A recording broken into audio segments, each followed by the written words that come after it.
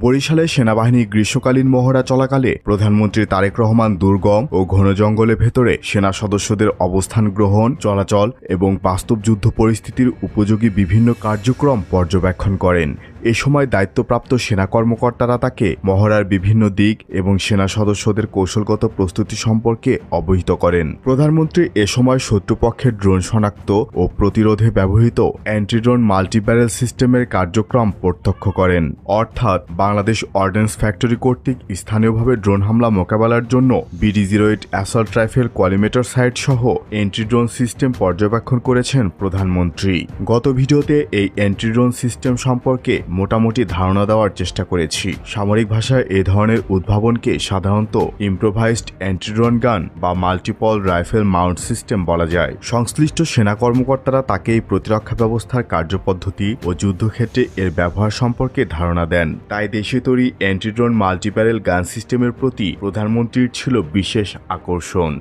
সশস্ত্র বাহিনীকে আমরা ধীরে ধীরে পর্যায়ক্রমিকভাবে আমরা একটি শক্তিশালী বাহিনী হিসেবে করতে চাই।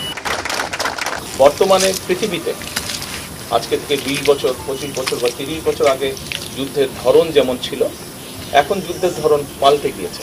আমরা চাই আমাদের যেটা লক্ষ্য, আমরা যেটা আশা করি, আমরা যেটা চিন্তা করি, সেটা হচ্ছে যে ইনশাল্লাহ ভবিষ্যতে একদিন বাংলাদেশের সেনাবাহিনীর প্রশিক্ষণ বলুন, বাংলাদেশের সেনাবাহিনীর আর্ট বলুন, বাংলাদেশ সেনাবাহিনীর এক্সপার্টিস বলুন, সব নিয়ে পৃথিবীর বিভিন্ন বড় বড় জায়গায় আলোচনা হবে। তারা গর্ব ভরে বা তারা কেউ কেউ হয়তো হিংসার দৃষ্টিতেও বাংলাদেশের সেনাবাহিনীকে কথা বলবে। আমরা সেই দিনের অপেক্ষা করছি। সেনাবাহিনীর একটি মূল বিষয় হচ্ছে প্রশিক্ষণ, আরেকটি মূল বিষয় হচ্ছে চেইন অফ কমান্ড। এইটি আমাদেরকে, কারণ ডিসিপ্লিন রক্ষা করতে হলে অবশ্যই চেইন অফ কমান্ড আমাদেরকে মানতে হবে। এই দুটোইকে যদি আমরা এক করতে পারি, তাহলেই একই সাথে টেকনোলজির যদি ইনপুট আমরা দিতে পারি, তাহলেই আমরা একটি শক্তিশালী সেনাবাহিনী গড়ে তুলতে সক্ষম হব ইনশাআল্লাহ। সশস্ত্র বাহিনীকে আমরা ধীরে ধীরে পর্যায়ক্রমিকভাবে আমরা একটি শক্তিশালী বাহিনী হিসেবে করতে চাই।